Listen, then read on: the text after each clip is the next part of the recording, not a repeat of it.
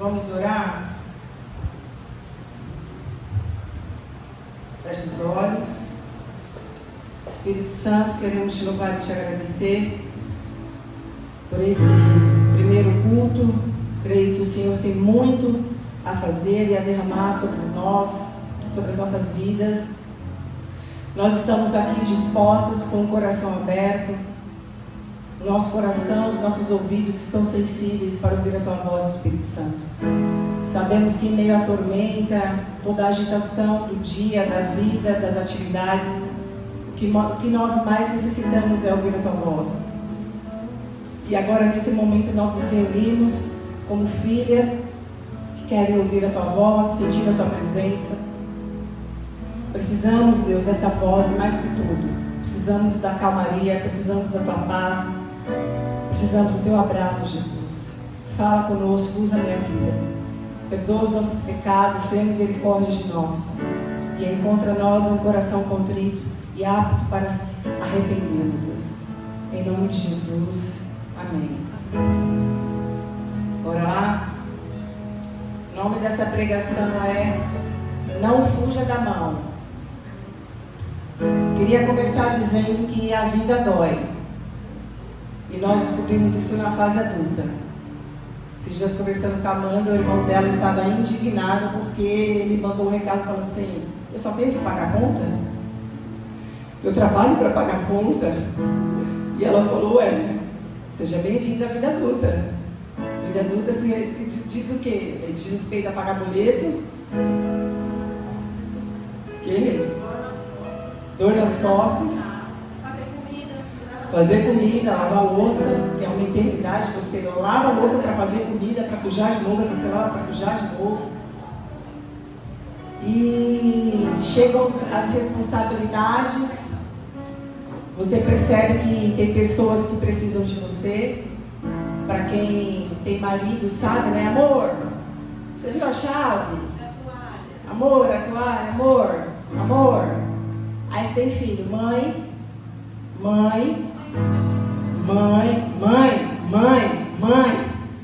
Ô mãe, o que é? Me chama de lagartixa, mas não me chama de mãe, pelo amor de Deus. A vida dói quando nós esperamos. A vida dói quando o que esperamos demora a chegar. A vida dói quando o processo se prolonga demais. Provérbios 13:12 diz que a esperança adiada adoece o coração, mas o desejo realizado é vida para o coração. A vida dói quando as nossas perspectivas não estão alinhadas com as de Deus. Sabe quando a gente faz plano, mas sabe que não vai dar certo? Quem aqui faz isso? Ah, pensei que era só eu. Isso, só um pouquinho mais baixo. A gente faz muito planos, né? Só que a gente sabe que não vai acontecer, mas a gente faz porque a gente se ilude, né? Nós somos teimosos, né? A gente faz e fala assim: vai dar certo, eu vou fazer. Não custa nada. Custa sim, o emocional. Custa lágrimas, custa noites de sono, mas a gente cai nessa armadilha. Ou quando a gente vai numa vitrine, né? Passa na vitrine da loja e você fala: oh meu Deus, que meu dinheiro desce. E as irmãs que entram numa loja online e enchem o carrinho. Ah, mulher.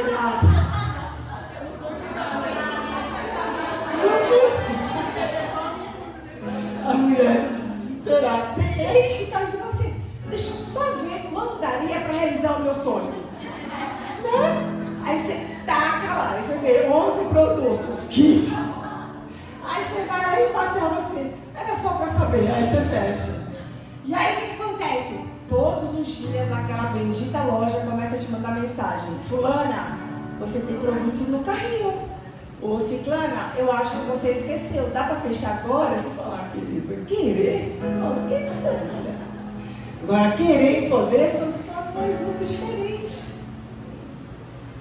A vida dói quando nós obedecemos. E a vida dói quando nós não obedecemos. Ela dói quando nós sonhamos e mais ainda quando nós não sonhamos. Enfim, a vida dói. Quem se lembra das dores que sentiu anos atrás? Chegou na igreja, meu Deus, Eu vou morrer. Você está me achando a Mulher Maravilha? Eu não sou personagem da Marvel, nem da DC. Eu sou um ser humano de carne e osso. Tenha misericórdia da minha vida, eu não vou suportar. Só que aí passa o tempo, passa a estação, passa aquela dor, você está como? Está vivo. Está aqui. Né? Aí você fala, olha só. Olha só, como é que eu sobrevivi, gente? Como é que deu certo? Glória a Deus. Só que aí não é o suficiente. Aí vem a próxima. Aí você fala, oh Deus, mas precisava ser um tantinho assim? Não podia ser menos? Eu brinco com as meninas, né, que a minha vida é só emoção, assim. Eu não nasci para viver uma vida pacata. É emoção. Esses dias a gente fazendo o aniversário da Flora, curtindo lá a festinha dela de 11 anos. Aí o Zion, que já estava, né, uns dias adoentado, aí a febre aumentou, bateu 39,9. Falei, acho melhor a gente levar para o hospital, né, Marcela? A mãe falou assim, vamos. Só que ainda tinha algumas pessoas lá em casa. Eu falei, gente, dá uma esperadinha aí, fica com as crianças que eu vou ali. No hospital eu já volto. Então, graças a Deus, estava lá a Amanda, estava feio o Lucas e a Amanda e o Cauê. Então, eles falaram assim, já que a gente vai ficar aqui, então eu já vou modernizar a casa. Eu falei, glória a Deus, eu preciso de mais momentos desses na vida. E aí fomos, levamos o Zion para o hospital, enfim, graças a Deus foi rápido, carnaval, né, todo mundo viajando. E aí fomos aí na volta, chuva que Deus dava e tal, aí do nada o motoqueiro cai na frente do nosso carro. Eu falei, não, Deus, não podia ser assim, estava batendo meia-noite, a gente já naquela expectativa de comer o docinho, né, acabar o jejum, e a gente, glória a Deus, daqui a pouco o carro faz assim, ó, ai meu Deus, é os brigadeiros. Eu falei, meu brigadeiro que eu esperei 42 dias para comer o brigadeiro, meu irmão. Aí o carro saiu, assim, por que ele quer não tá? Porque a gente não fala, a gente grita, né? Na nossa casa a gente grita, assim, é loucura. Aí você, ai meu Deus do céu, eu falei, você atropelou o quê? Ah, mas eu não atropelei não, ele caiu sozinho. Eu falei, agora eu vou atropelar ele, porque ele simplesmente escorregou, e foi e caiu, assim, ó. Só que ele estava na esquerda, gente. E o Marcelo conseguiu desviar, eu falei, mas e o carro de trás? O carro vai morrer, né? Aí, meu, ele foi muito ninja, porque ele foi rodando assim, quase da câmera ele já levantou assim, ó, e já saiu, já para tentar pegar a moto para sair. Eu falei, meu, os carros vêm a milhão, misericórdia. Eu falei, aí a gente chega em casa, dia de Deus. Todo dia, quando eu chego na minha casa aqui, eu paro o carro na garagem, eu desligo e falo assim, oh Deus, muito obrigado. Obrigada, Senhor, sobrevivi esse dia, nós chegamos em casa, aleluia, amém. Aí eu desço, né, para a outra parte da batalha, mas glória a Deus.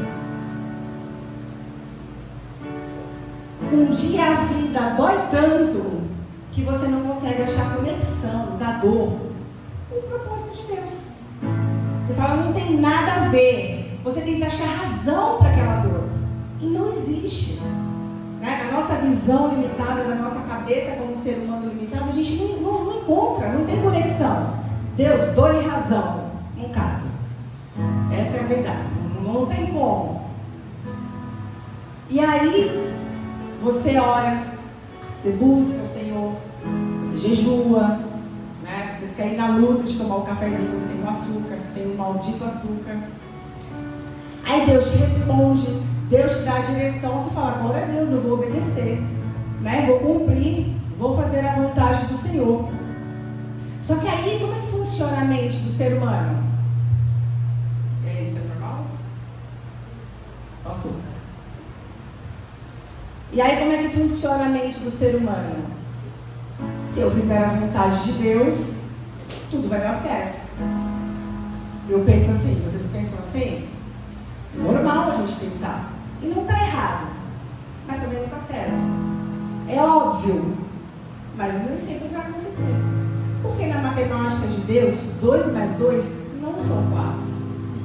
Às vezes é 10, às vezes é 0, às vezes é um sim, um não, um espera, um silêncio.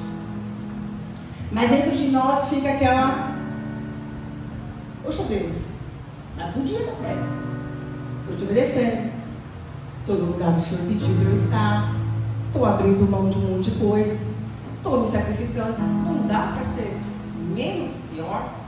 Não dá para ser um pouquinho menos pesado? Aí era melhor você orar ao contrário. Pode mandar, Deus. Manda com força. Manda que eu estou com o peito aberto.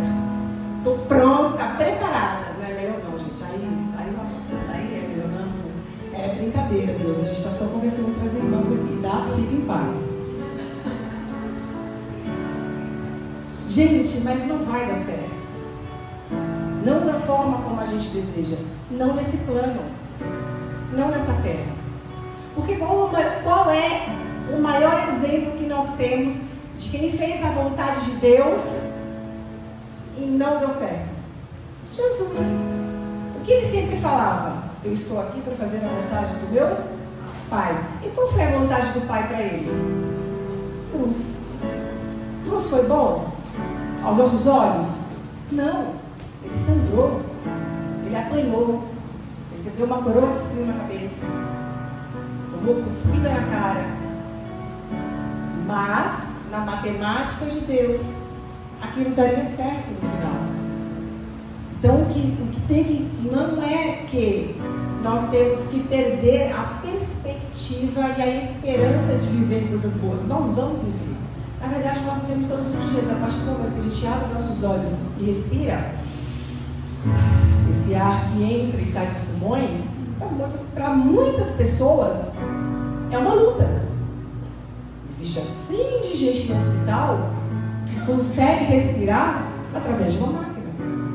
Eles sozinhos não conseguem fazer esse ato de respirar. Eu mesmo já presenciei meus filhos nessa luta, nessa batalha de conseguir respirar. E aí,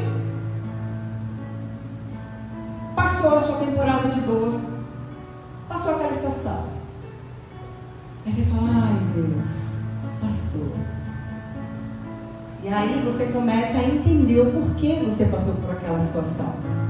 Por que veio aquela tempestade, por que veio aquela tormenta.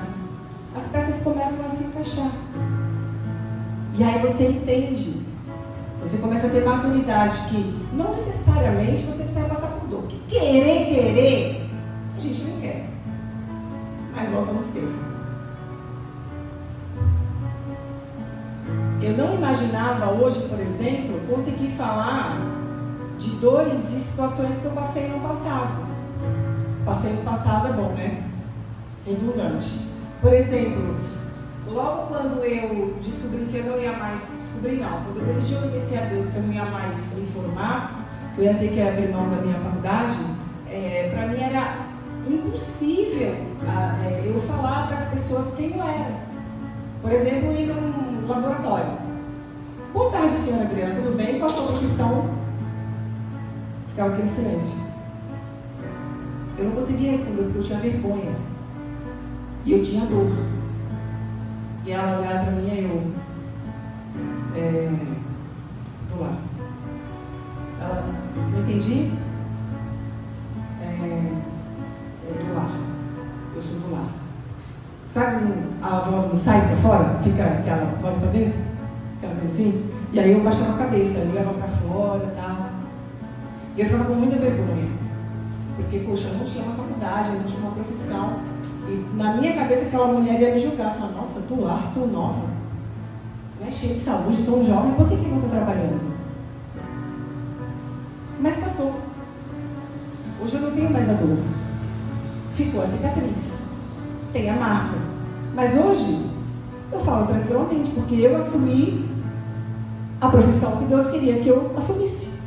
Então hoje para mim é tranquilo falar, eu sou do lar. E o que eu mais ouço é o quê? Como você é corajosa, como você é guerreira.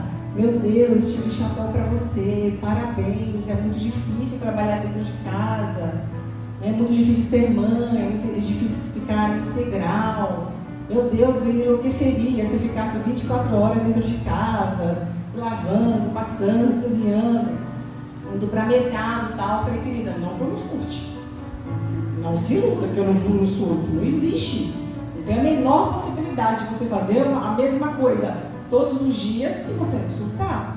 Eu sempre converso com o Marcelo, porque na cabeça de homem, né? Cabeça de homem, Marcelo, eu assim, mas tá tudo bem? Tipo, tá alguma coisa errada? Tá faltando alguma coisa? Ela falou, bebê, não é com o que fala, não tem a ver com o que fala. Tem a ver com o que nós somos, a essência da mulher. Entendeu? Porque se a mulher não causar, se a mulher não surtar, se a mulher não chorar, se a mulher não estressar, não é mulher, querido. Tá nesse mundo pra quê? Pra surtar. Né? Pra chorar, pra estressar. Aí a gente falou assim, mas, poxa vida, você não tem academia, né? Você não tem carro, você... Não é! Aí eu falei, não adianta falar com você, querido. Deixa Deus que Ele entende a gente. É entre nós e Deus. Porque se for tentar explicar para eles, não tem como, aí a cabeça vai assim. Aí ele fala, gente, mas eu não sei mais o que eu faço. Eu falei, não, mas você não tem que fazer mais nada mesmo, você só tem que ouvir. Você só tem que ficar quietinho e ouvir as minhas reclamações. Aí ele teve a audácia. Veja bem. Parece que ele não vive comigo. Ele falou assim, e as mães que estão na aldeia com os filhos agora? Pensa, Vitória. Não fale de UTI comigo, não, que eu já fiz 6. Você tá me entendendo? Você não vem por cima de mim, não. De UTI eu entendo. Calma, eu só tô querendo dizer que a logística... Fique quieto. Fique calado, porque até calado você tá errado. Aí é engraçado, quando a minha mãe fala, ó meu Geói, melhor. E aí eu fiquei assistindo, eu falei, gente, só me deixa, soma todo mundo na minha frente. Aí eu vou pro quarto, entendeu? Eu falo 2, 3, ninguém fala comigo. Aí a mulher pra mim fala, sai daqui! Sai todo mundo daqui, soma! Aí eu fiquei, gente, vamos. Ai, vamos, porque eu acho que a mamãe não tá muito bem hoje não. Aí a Sara, como assim, pai? Ela tá doente, pai. Aí ele, não, filha, é coisa de mulher que a gente não consegue explicar. Aí saí, aí fiquei no meu quarto mesmo, entendeu? Com um bico desse tamanho, chorei um monte, entendeu? Eu falei, Deus, não tem a ver com murmuração, tem a ver com cansaço. São coisas opostas. Amém. Outra coisa que era muito difícil de falar. Quando passei pelo aborto, perdi minha filha, toda aquela situação, muito difícil o processo. Né? Você fica questionando a Deus, como assim? Por que eu obedeci? Nem queria ter mais filho, você fica falando de filho. Não, queria ter mais filho, não naquela época. E aquela coisa toda, você fez, gente, mas ele manda você fazer uma coisa, aí você faz, aí ele te dá, depois ele toma, você fala, não estou te entendendo não, Deus. Tá um pouquinho complicado essa vida, porque eu obedeço, aí tá bom, eu quero, aí você me dá, aí depois você toma, aí eu faço o quê? Que sentimento eu fico agora? De raiva? Tipo, de louca? Porque, né, vocês viram que eu postei, tem gente que tem genética para engordar, para emagrecer, outra para ter louca. Eu tenho essa genética aqui. Só que você fica aí nesses questionamentos. Só que hoje eu consigo falar sobre isso. Olha que loucura. Eu tenho o sentimento, eu tenho a saudade do que eu não vivi. Sabe? Tipo assim, hoje ela estaria com 5 anos de idade. É saudade do que eu não vivi. Mas eu sei onde ela está. E sempre vou encontrar com ela um dia. E a marca está aqui. Tem mais uma cicatriz aqui. Jesus me mostrou ele costurando meu coração com uma agulha deste tamanho, com uma linha bem grossa. E ele costurou. Colocou as mãos nos meus ombros e falou, vamos andar para frente. Você nunca mais olha para trás. Só que eu olhei. Eu olhei para trás. E quando olhei, o que tinha lá? O túmulo dela cheio de jardim. Um jardim bem florido. Isso ele mostrou em visão. E desde então, a vida continuou. E tem continuado. Só que na ótica de Deus, o dia que mais deu errado é o dia que mais deu certo. Em tudo em nossa vida, o dia que mais deu errado é o dia que vai mais dar certo diante dele. A crucificação é uma delas. Os discípulos falaram, 3 anos e meio jogaram fora, o cara morreu, acabou. Vamos fazer o quê? Aí a Bíblia falou o quê? Pedro voltou a pescar, a galera falou, beleza, falou, acabou o rolê, tchau. Foi. Tipo, É isso mesmo, né? Não tem mais Jesus? Tem mais Jesus? Tá bom? Tá bom. Bora lá então. Não fazer nada. Vai lá pescar. O inferno comemorando, Satanás comemorando, pronto.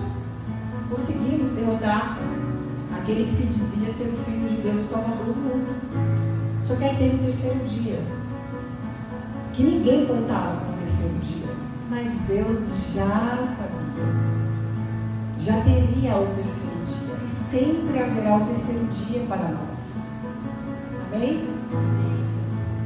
Olha que louco que eu vivi nessa situação, que o Espírito Santo me lembrou.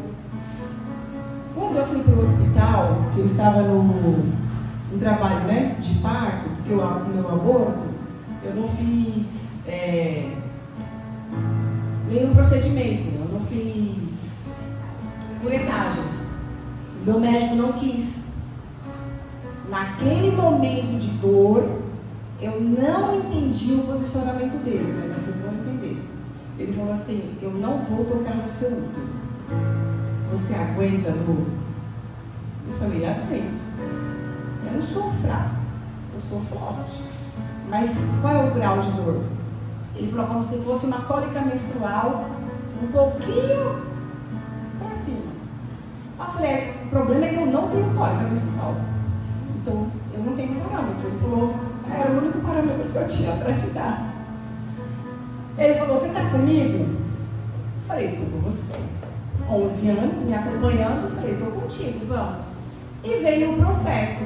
Começou na minha casa, a Sara no sofá com a Flora, nós aumentamos a TV bem alto, corri para o banheiro, sentei na privada, o Marcelo ficou em pé, eu pressionei ele para mim assim, eu abracei ele, e a minha boca ficou na barriga dele, porque eu não queria que as meninas ouvissem os gritos. Então, quando vinha a contração, eu segurava nele, mordia, saí. E aí foi mais ou menos 4 horas, a gente nessa situação. Banheiro lavado de sangue, era muito sangue, gente.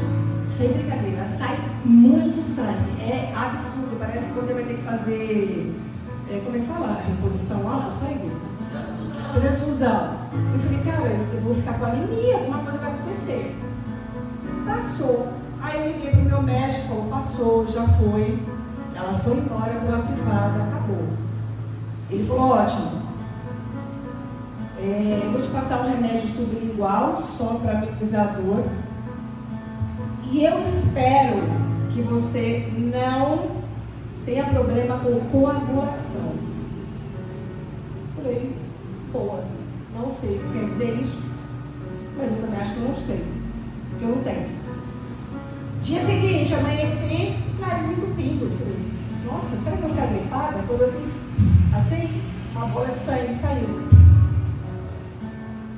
Falei: sangue pelo nariz? Não, sangue pelo nariz, é muito raro. Enfim, mandei mensagem para ele. Falei: olha, saiu uma bola de sangue no meu nariz. Ele falou: ah. Falei: ah, o quê?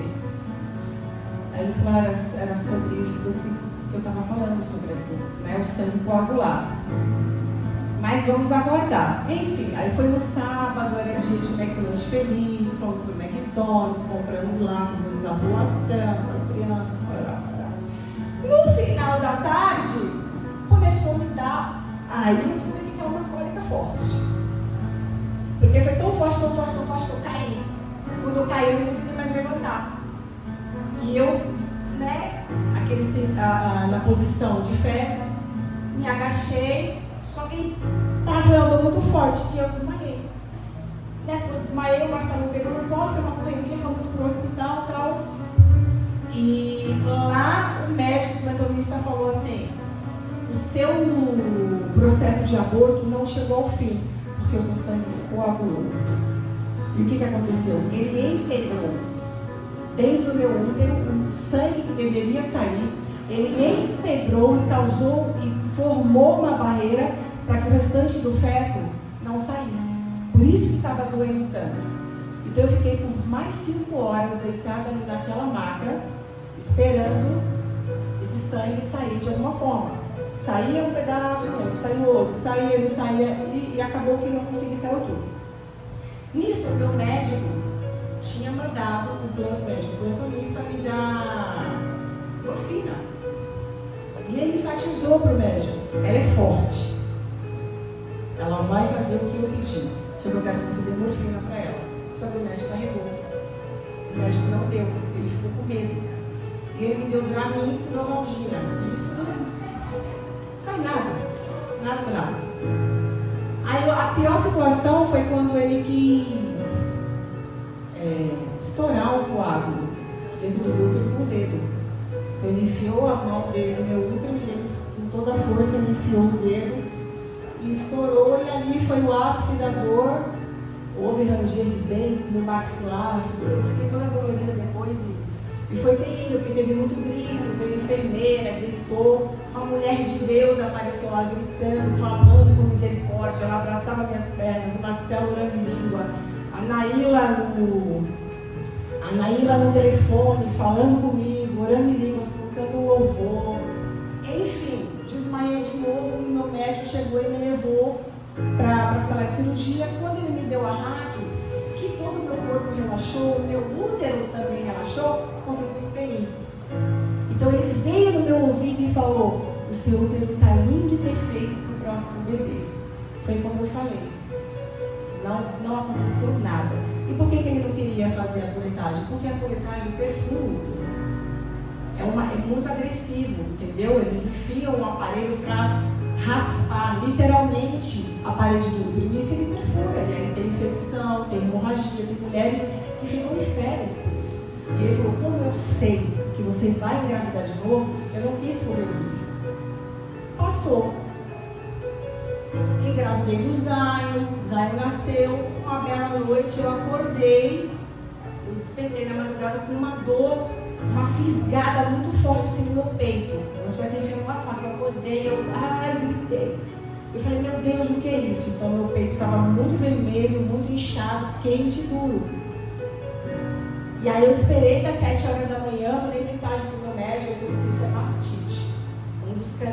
Alguns canais da sua mama entupiu e o leite empedrou. E aí eu tive que tomar um banho gelado, colocar a mama debaixo dessa água gelada e fazer massagem para que essas pedras se desfaçam. Eu não tenho a menor possibilidade. Eu não conseguia mexer minha mão. Eu não conseguia fazer nenhum movimento de tão dolorido que estava. Se tivesse nível de dor, eu pegar uma gente estava no 15, se fosse 10, estava no 20. E aí, qual foi a treta? Justamente naquele dia, o Marcelo tinha marcado uma reunião. Eu acho que ia se formar líderes de célula. Eu não sei o que era. Era no prédio antigo. Nós estávamos sem carro. E ele veio da Vila Mariana para Itapecerica de metrô, busão com a Flória Sara. Eu fiquei em casa com o Zion com essa dor, esperando o dia inteiro, para que 7 horas da noite, quando ele chegasse, a gente conseguisse ir para o PS.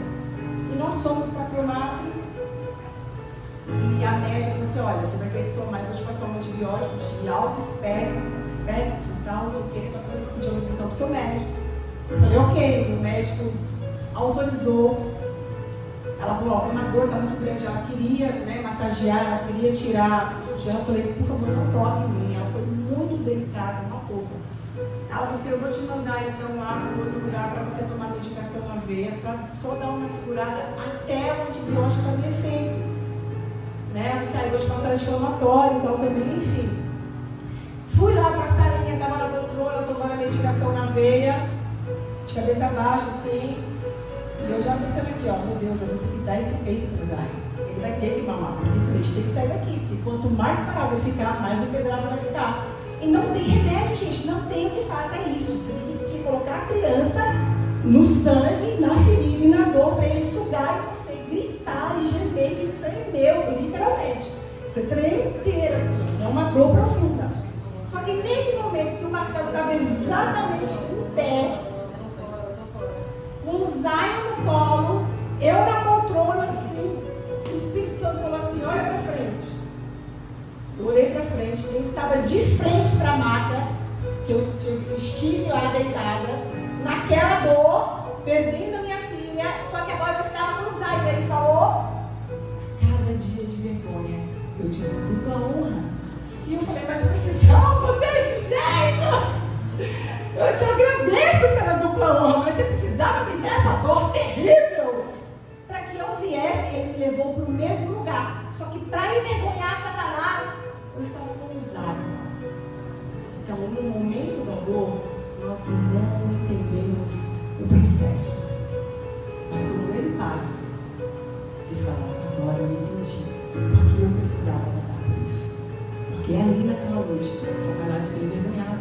Onde ele me humilhou, onde ali eu recebi sentenças, ele veio e mostrou, está aqui, Satanás. Porque depois desse processo, eles me levaram para o quarto. E infelizmente tinha um berço de bebê no quarto. A primeira coisa que meu olho bateu, eu olhei, eu vi o berço, falei, ela não está. A enfermeira percebeu, pegou, correu, foi embora. E ali o Espírito Santo falou comigo, para cá que a gente vem para te dar do plano. E eu falei, como que você vai me honrar? Não existe humilhação mais maior que essa. Não existe humilhação maior do que eu estar numa maternidade com um berço do teu lado sem uma criança. Você me humilhou ao extremo. Não tem como ter dupla honra. Só que você passou 2 anos. E ele me mostrou que tinha como ter dupla honra.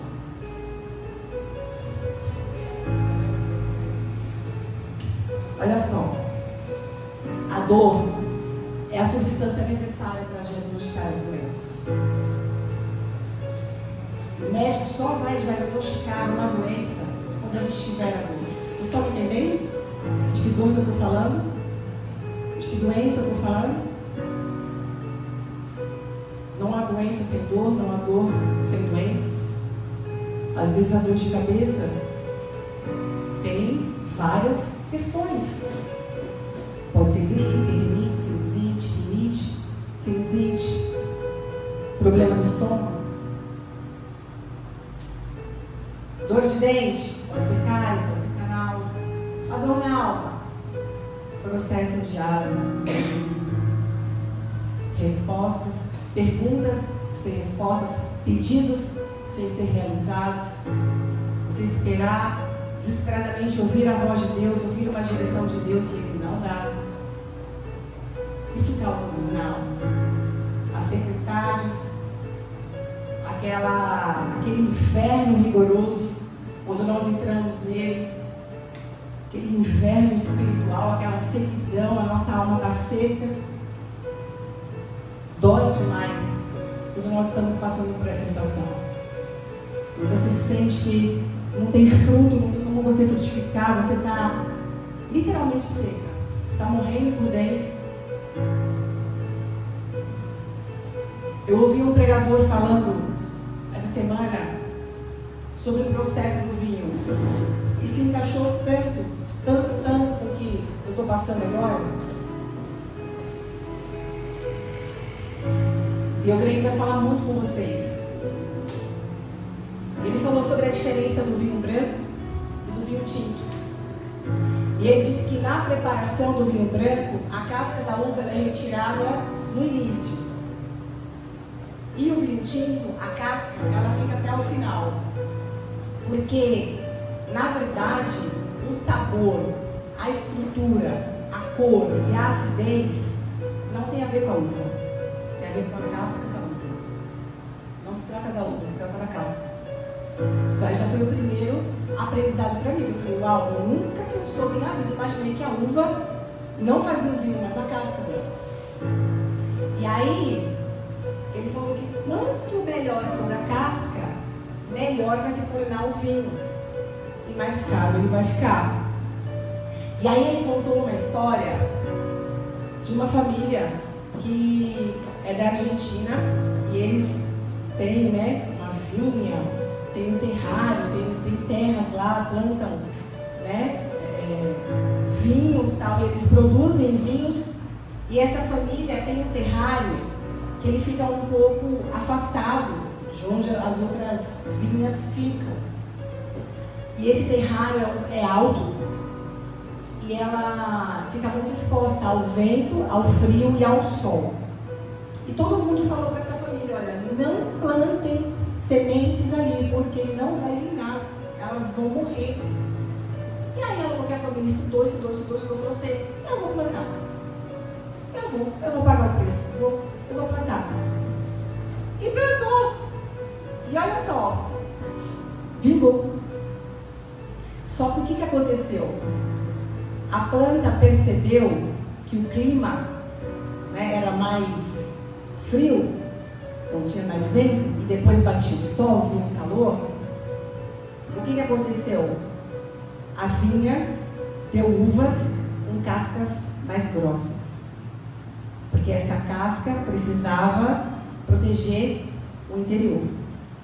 Então ela foi se tornando um pouco mais grossa. E conforme eles foram produzir o vinho, perceberam que a produção era mais complexa, porém a uva passava por mais sofrimento. E o sabor era muito melhor do que as outras. Logo, se tornou muito caro. E aí, continuando,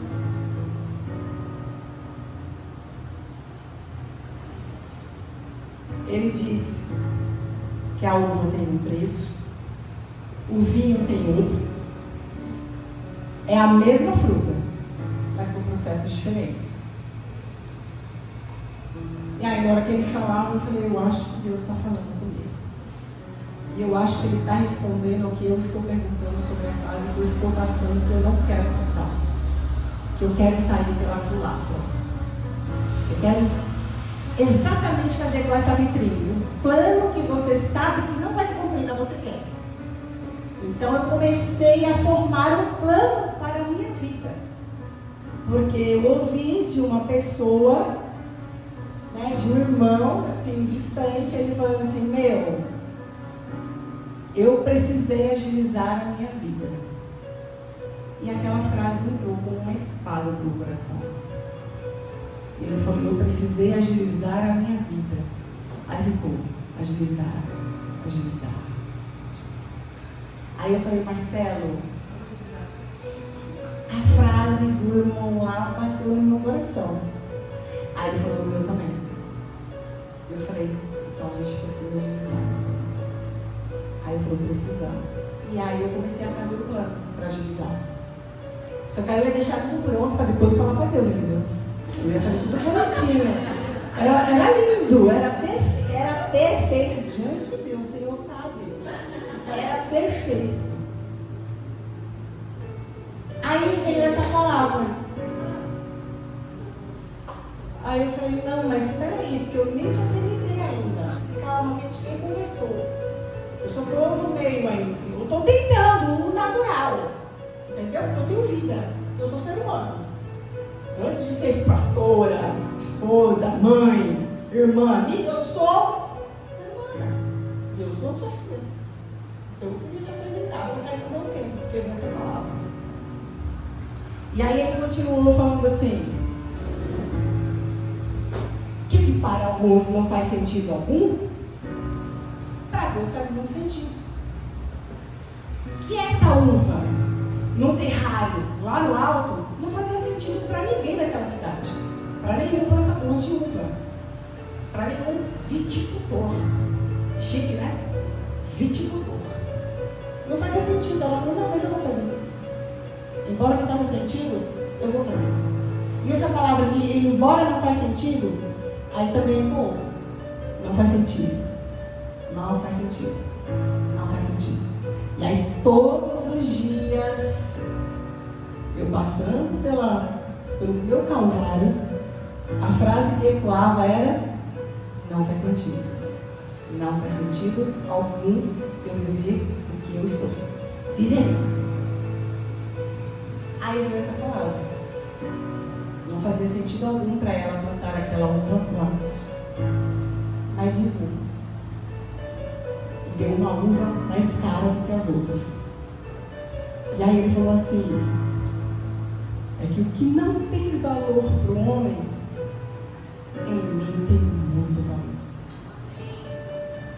E quando você aceita passar pelo processo, você vai ganhando valor diante de Ele.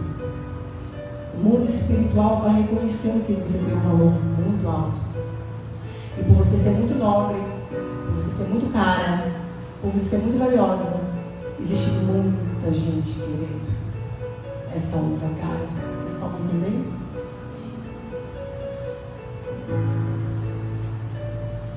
Quando nós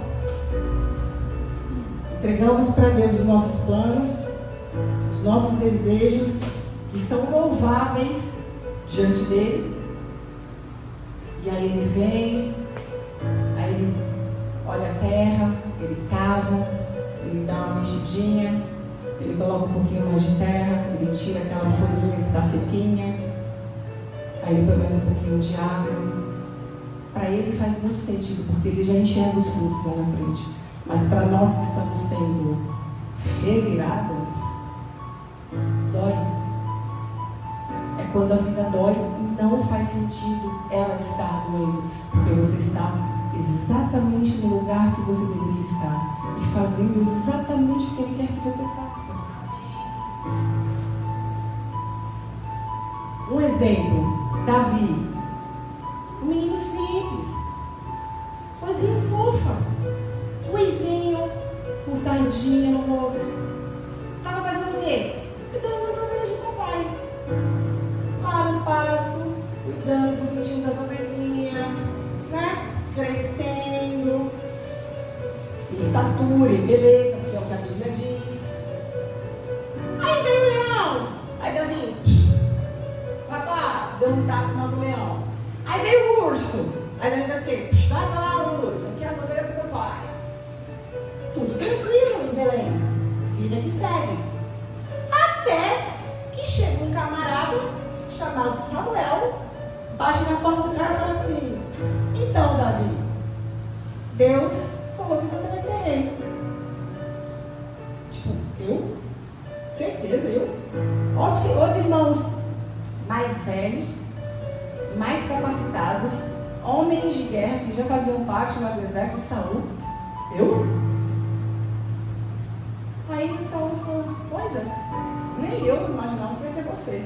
Dei nome de 7 aqui, ó. Dei 7 nomes aqui pro Senhor. Ele falou que não era nem eu, era você. Então vai ser você. Aí, beleza, vinha a unção na vida do Davi. Só que aí a pergunta que não vai calar. Davi recebeu a coroa no mesmo dia? Davi sentou na cadeira do rei? Capa? Reconhecimento? Tapete vermelho? Trombeta? Festa? Vinho? O que aconteceu com Davi? Voltou para o pasto. Ele recebeu a promessa, mas continuou fazendo a mesma coisa. Não mudou da noite para o dia. Só que começou a aparecer fruto. Começaram a falar de Davi. A Bíblia fala que naquele momento que Davi foi ungido, né? Ele recebeu o óleo da unção sobre ele, o Espírito Santo saiu de Saul e entrou em Davi. A Bíblia fala que na mesma hora. E aí o que acontece? Saul agora sem o Espírito Santo, endemoniado, literalmente endemoniado, perturbado, violento. Aí o que acontece? Eu ouvi falar de um rapaz chamado Davi que toca harpa. Ele não só cuida de ovelha e mata leão, ele também toca harpa. Aí Davi, rei, vai fazer o quê? Tocar harpa pro rei. Davi poderia chegar com o pé na porta fazendo o quê? O rei saiu. Acabou a brincadeira, bebê. Sai fora, tio. Agora chegou o jovenzinho para mandar no pedaço. Davi fez o quê? Baixou a cabeça, pegou a harpa, ficou tocando pro rei. E a Bíblia fala que quando ele tocava, o rei se acalmava, dormia e ficava em paz. Aí depois disso, Davi, upgrade. Fez o quê? Foi levar comida para os irmãos na guerra.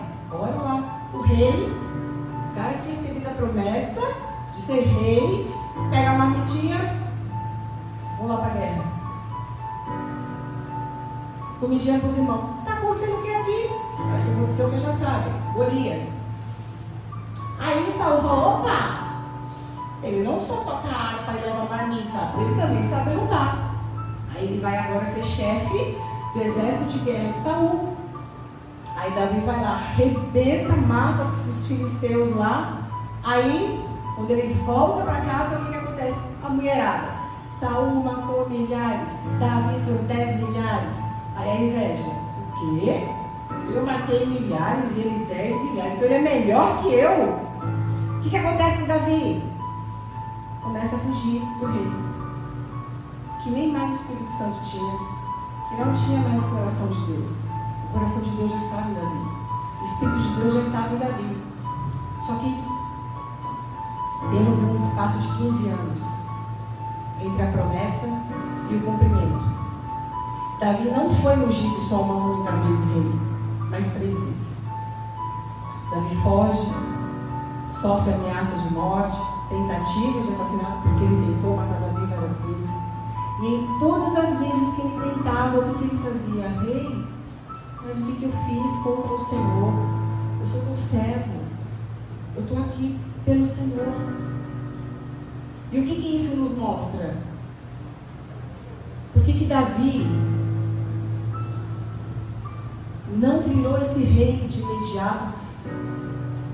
Por que ele teve que virar a pista de Saul, depois levar marmita, aí depois matar o Golias, aí depois vai para o exército, aí depois foge?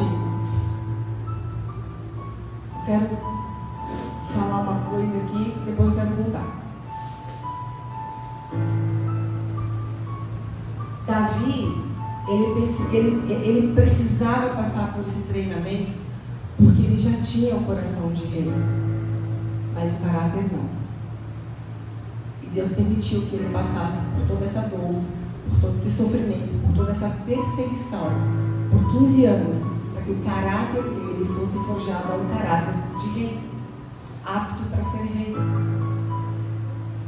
A segunda vez que Davi foi ungido foi em Hebrom, pelos conselheiros, homens de Judá. Está lá em 1 Crônicas 11:1. Diz assim: então todo Israel se ajuntou a Davi em Hebrom, dizendo: eis que somos teus ossos e tua carne. Também foram todos os anciãos de Israel ao rei a Hebrom, e Davi fez com eles aliança em Hebrom perante o Senhor, e ungiram Davi rei sobre Israel, conforme a palavra do Senhor pelo ministério de Samuel. Vocês leram alguma vez Davi falando assim: não, eu já fui ungido? Davi recebe essa segunda unção. Não satisfeito, veio a terceira. Aí vieram os anciãos de Israel. 2 Samuel 5:3. Assim, pois, todos os anciãos de Israel vieram ao rei em Hebrom, e o rei Davi fez com eles acordo em Hebrom perante o Senhor, e ungiram a Davi rei sobre Israel. 3 vezes ele foi ungido.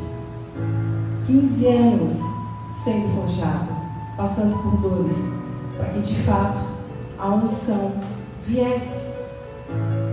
E aí, a pergunta que veio para mim, a resposta que veio da minha pergunta é: porque o meu coração essa semana ficou focado no Salmo 40, onde ele diz: esperei com paciência pelo Senhor, e ele ouviu a minha voz. E eu falei: o que é esperar com paciência?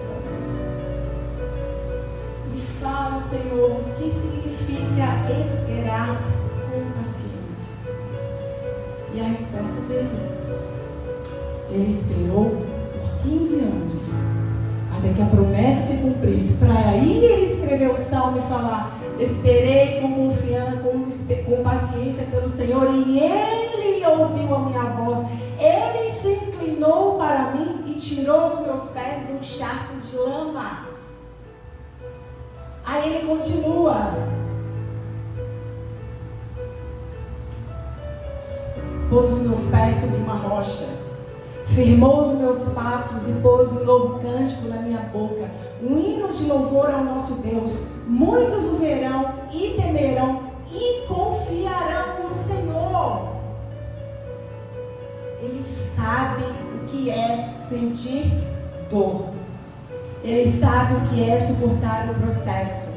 Ele sabe o que é não fugir da estação, do propósito, porque ele sabia que futuramente, mesmo em meio à dor, mesmo ele não enxergando lá na frente, ele falaria: eu esperei com paciência e ele ouviu o meu clamor.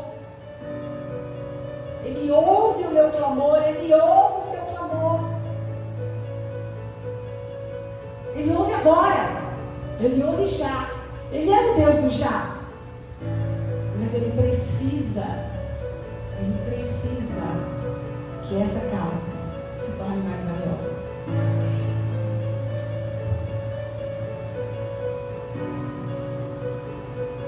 Em nenhum momento a gente vê Davi murmurando. Em nenhum momento a gente vê Davi pedindo para Deus para tirar a vida dele. Em nenhum momento ele fala: Deus, basta, chega. Eu estava em paz cuidando das ovelhas do meu pai. Por que você fez isso com a minha vida? Por que você me tirou da minha zona de conforto? Por que você me tirou do que eu já fazia, do que eu já sabia fazer? Por que você me levou para esse campo de guerra? Porque desde o dia que esse camarada recebeu a promessa de Deus, a vida dele nunca mais foi a mesma. É tiro, porrada e bomba. E isso é conosco. Todas as promessas que Deus derrama sobre as nossas vidas não vão vir de maneira fácil, porque tem outro alguém que enxerga e fala: mas ela é muito valiosa, então eu preciso destruir de alguma forma para que essa promessa não se cumpra. E ele vem com força, e ele vem com fúria sobre as nossas emoções, sobre os nossos sentimentos, sobre as nossas dores. E Deus permite. Ele precisa provar esse bom vinho. Ele precisa ver que no final vai haver um bom vinho. Quando eu e você esperamos, quando eu e você se desarma, quando eu e você falar: basta, eu não vou fazer mais nada na força do meu braço, eu vou fazer mais da minha forma e do meu jeito. Você dá uma resposta clara para o mundo espiritual: ei, Satanás, Senhor, eu sei que eu posso fazer, eu sei que eu posso agir, mas eu decido esperar, mas eu decido confiar, mas eu decido crer que no final essa casca vai se tornar muito mais valiosa, ainda que te custe tudo. E eu poderia abrir minha vida aqui para vocês e falar de toda a fase que eu estou passando, que vocês vão falar: você está louca, para com isso já. Mas eu não posso ouvir a voz de homens, eu não posso ouvir a minha voz. Eu ouvi demais, é porque eu fiz os meus planos, porque eu dei ouvido à minha voz. Eu dei ouvido à voz do meu desespero, do meu cansaço, do meu choro, da minha dor. E Deus falou: não é assim. Não é assim. E eu indignado, falei: mas por que toda vez tem que ser chumbo grosso? Por que toda vez comigo tem que ser dessa forma? Vai piorar. Voltando à história do terrário. Identificaram que dentro daquele terrário existiam 4 tipos de terra. E uma delas era uma terra pedregosa. Muitas pedras. E falaram: olha, não planta aqui, porque tem muita pedra, não vai vingar, não vai dar certo. Mas a dona do terrário fez o quê? Vou plantar. E plantou. E o que aconteceu? A planta percebeu que ela não conseguia descer, né? Crescer com as raízes retas para baixo, porque tinha as pedras. E as pedras não tem como ela ultrapassar, porque ela não tem força. E o que ela fez? Ela começou a contornar, a crescer e a se formar dentre as pedras, entre as pedras. E ela foi contornando. E essa vinha não cresceu muito para cima. Pelo contrário, ela cresceu muito para baixo. Porque a terra era tão difícil que ela precisava ser fortalecida lá embaixo, lá no fundo. E aí saiu só um pouquinho para fora. E as pessoas falaram que eu falei que não iam vingar, não deu certo. Só que aí que surgiu umas uvas. E ela tirou aquelas uvas. Quando ela foi passar pelo processo, descobriu que a casca estava ainda mais grossa. E se tornou um vinho mais caro do que aquele que era mais caro, que estava lá em cima no terrário. Ela petititi. E é um dos vinhos mais caros que existe hoje na Argentina. Porque ela, eu e vocês nascemos para frutificar. E não vai ter pedra, não vai ter sol, não vai ter temperatura, nada que vai impedir de frutificarmos. Porque Deus quer que nós frutifiquemos. E se tem uma coisa que Deus não vai fazer conosco, é desistir de nós. E sabe por quê? Eu choro, eu esperneio, eu grito, mas eu obedeço porque eu sei que Ele nunca vai desistir de mim. Eu sei o quanto Ele me ama e Ele sabe do meu coração. Ele sabe do poder que eu poderia exercer. Mas Ele coloca as cartas na mesa.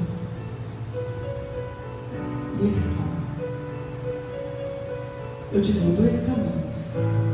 Ou você escolhe obedecer, e aí que é o caminho de vida, ou você escolhe viver do jeito que você quer. E eu não vou te odiar por isso.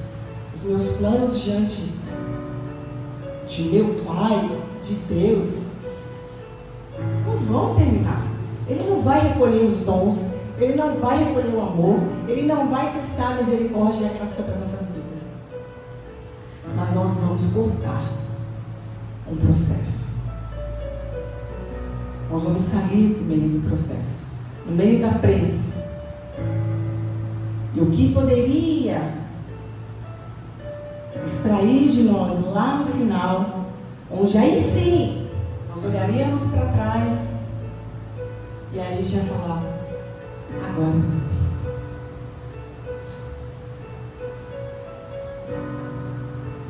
só no final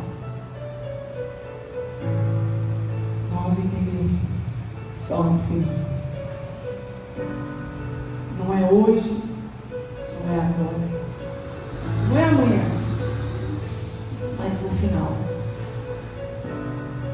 Nós só saberemos se chegarmos no final. Você veio aqui hoje atrás de respostas que eu sei, eu também. A gente vem para o culto desse jeito. Vou buscar a resposta porque eu orei demais. Deus vai falar comigo. Ele está falando. O pior de falar para vocês, eu tenho que falar para mim, para eu aceitar. Eu estou ainda no processo de aceitar e eu tenho que passar para vocês aceitarem. Eu aguentar vocês falando que não está conseguindo, eu não estou melhor. Está difícil, eu sei.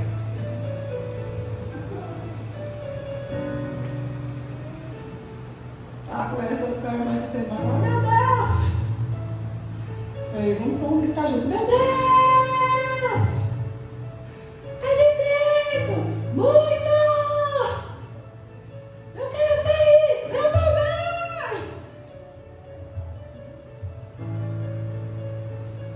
Nós queremos agradar a Deus, nós queremos fazer o coração do Pai sorrir, queremos andar no caminho certo.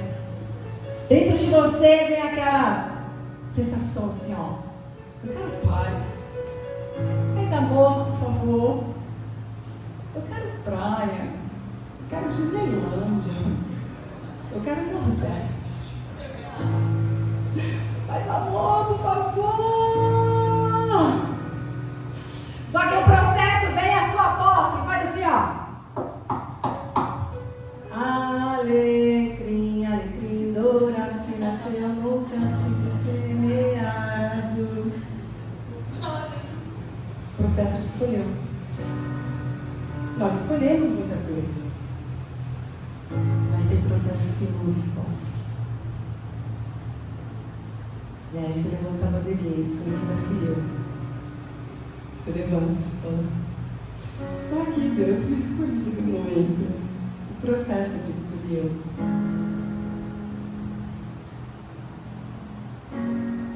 Precisamos nos conectar com a vontade de Deus. Mas vai haver angústia, vai haver choro, tristeza, porque já está. Esse movimento já está acontecendo no nosso meio, no nosso interior. Só que lá no final, isso vai gerar um grande testemunho para a glória de Deus. Quanto mais grossa a casca, mais saboroso é o vinho.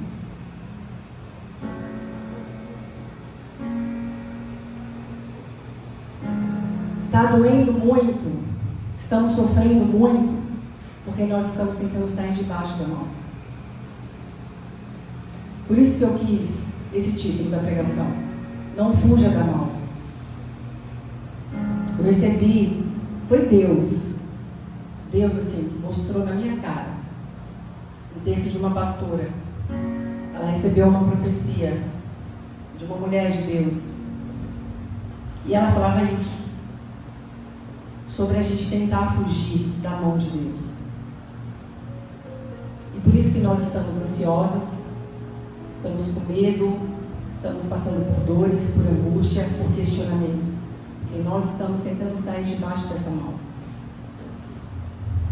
A videira, ela não escolhe onde ela vai ser plantada. É o dono da vinha que decide em qual terra vai lançar a semente.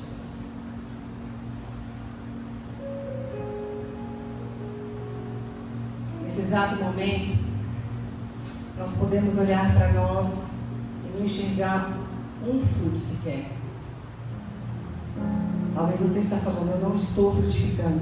E pelo que eu me conheço, eu vou demorar muito ainda para eu frutificar. Vai demorar muito o processo, Deus.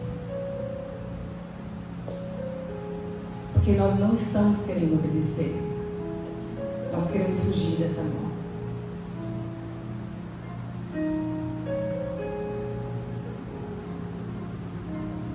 Quando surgir um fruto de cada uma de nós,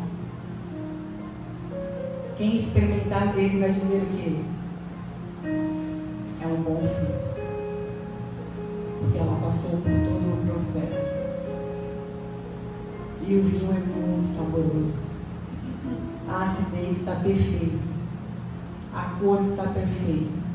O cheiro está perfeito. Imagina ele pegando aquela taça. Não é chique? Eu acho muito chique isso, quem bebe vinho, né? A gente não bebe e tal, mas queria assim, chegar uma coisa, você pega a taça. Tem até o jeito de pegar, eu nem sei, né? Não pode pegar muito assim para não esquentar. Aí tem pessoas que pegam aqui assim. Aí põe só aquele tiquinho assim. Aí ela faz a gente assim. Tons amadeirados. Damasco. Creme cedro. É muito chique isso. Acho lindo aquele povo que sente, saboreia e consegue descobrir os tons amadeirados. Esse aqui tem frutos frutíferos aqui, tem cheiro de frutas cítricas. Somos nós. Imagina Deus e o Espírito Santo, Jesus lá, com a taça. Existe uma taça, né, diante de Deus, com as nossas orações, o nosso clamor. Aí ele pega aquela taça e fala assim, vem aqui, filho, vamos sentir o cheiro, o aroma. O que está subindo dessa fumaça aqui, ó? Está chorando muito. Essa está querendo desistir. Ih, pai, olha lá, olhando a vitrine, que não vai comprar o vestido. Ih, está com aquela roupa há 10 anos, que fala que vai emagrecer para usar. Fala, Deus, fala. Olha o cura do tempo chegando. Hoje mesmo a gente pode se olhar. Você pode se olhar, você pode olhar para o espelho. Tem um aqui, ó. Aí você fala, um dia eu fui jovem. A Sara hoje falou que o meu look está muito de jovem. Mãe, você está muito jovem. Tá demais o seu look, mano. Aí eu falei, mas filha, eu sou jovem. Aí ela falou, não, eu estou fazendo daquelas moças de 20 anos. Mas aí você se olha no espelho e você fala assim, eu consigo enxergar aquela menina de 20 anos que falava para Deus que não ia conseguir. Eu não vou conseguir abrir mão desse sonho. Eu não vou conseguir olhar para as pessoas e elas me chamarem de doméstica. Deus, que buraco está no meu útero porque o Senhor tirou a minha filha. Deus, as pessoas vão olhar para mim e vão falar o quê? Olha, eu cheguei aos 42. Eu estou viva e eu continuo no processo. Eu estou amadurecendo. Obrigado, Deus. Façam isso hoje quando chegar em casa. Se olhem no espelho e se enxerguem. Vejam o quanto de fruto vocês já produziram e o quanto mais vocês ainda vão produzir. E aí nós vamos fazer uma oração pela fé. Deus, eu não vou fugir. Eu não vou abandonar o processo. Eu estou aqui. Só me ajude a não fugir. Só não me ajude a ficar olhando demais aquela vitrine que eu não vou poder comprar. Só me ajude a não fazer tantos planos que eu sei que não serão cumpridos porque não estão alinhados com o seu processo. Deus, me ajuda a suportar o processo. Está tão dolorido. Tenho doído tanto, tenho chorado tanto. Mas eu escolho, Deus, ser plantada na terra que o Senhor deseja que eu seja plantada. E embora eu encontre inúmeras pedras, eu vou contornar cada uma delas. E mesmo que eu não cresça o suficiente para cima, eu vou crescer exatamente da forma que o Senhor deseja, mais para baixo. Porque eu não preciso, Deus. Eu não preciso ser o que as pessoas queiram que eu seja. Eu não preciso fazer o que as pessoas queiram que eu faça. Eu apenas preciso ser quem eu devo ser, Deus. Diante do Senhor. E antes de eu ser qualquer coisa, eu preciso ser a sua amiga. Eu quero ser a sua amiga. Eu quero ouvir a tua voz e eu quero ouvir o desejo do teu coração. O que o Senhor tem, Pai, para mim? O que o Senhor deseja que eu cumpra nessa terra? Deixa eu ouvir essa voz. Deixa eu ouvir a voz do teu coração, as batidas do teu coração, o que o Senhor sonha para mim. E o que o Senhor sonha fazer através de mim, porque não tem a ver comigo. Tem a ver com o Senhor. Tem a ver com o seu propósito.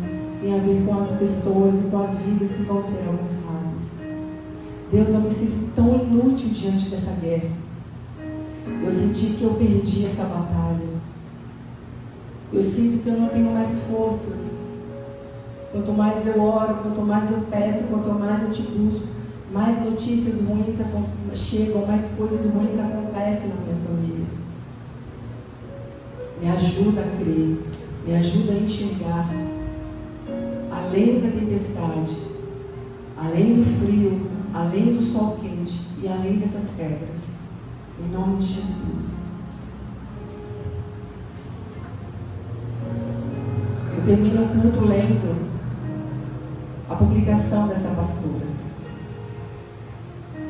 E ela diz assim: a mão de Deus está sobre você, mas é num sentido diferente. Não é no sentido de abençoar, embora não deixe de ser também, mas é de impedir. É aquela mão que te cerca e não te deixa sair do lugar.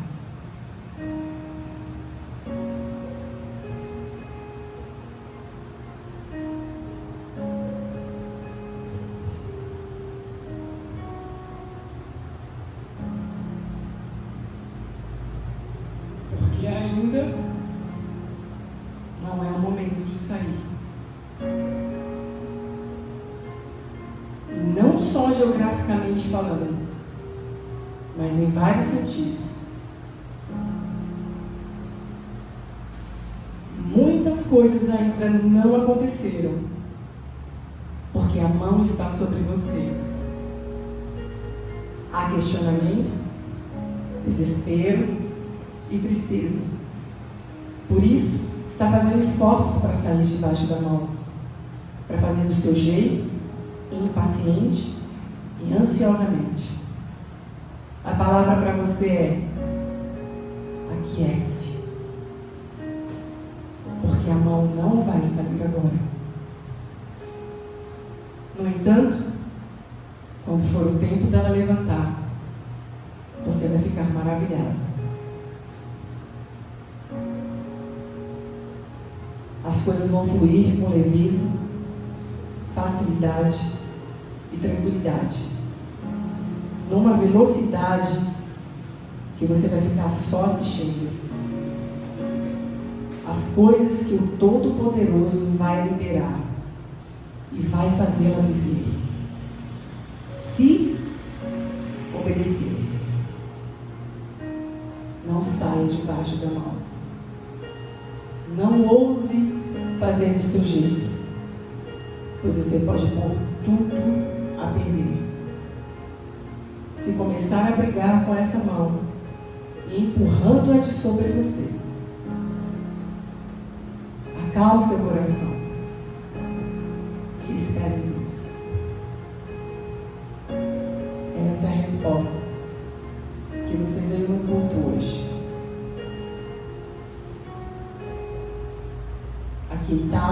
Aquietai-vos e sabei que eu sou Deus.